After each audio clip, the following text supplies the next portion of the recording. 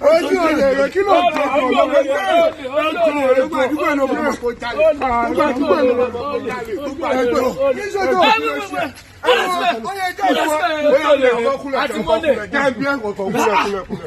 ó ti jẹ géńdé adúkúnlẹ̀ náà géńdé adúrú ẹ̀ tí ẹ kó bọ́ síta kó lọ sí lọ́kọ̀ọ́ kí lè tóbi jẹ́ nìyẹn. àwọn ọ̀dà o. ẹjọ́ lóhùn mo wí pé ní ọdún ni kò dẹ̀ síbẹ̀ táwọn ìyàwó mi àtàwọn ọmọ mi máa ń jẹ́. kò lè ní jà fún ẹ. ẹni ọdún lọ́sọ̀ jẹ́ ló jẹ́ kó lọ jí ẹ̀dìyẹ ṣé máa ń jà lè ṣọdún ni ṣé ti pa ni tí pa ni ṣé lọ́dọ̀ ni. ṣọdún bó o ṣe mọ kó bá gbára ẹ ṣe ká ṣé bí o ti mọ. ìyẹn ló wọ́n ṣe ṣe.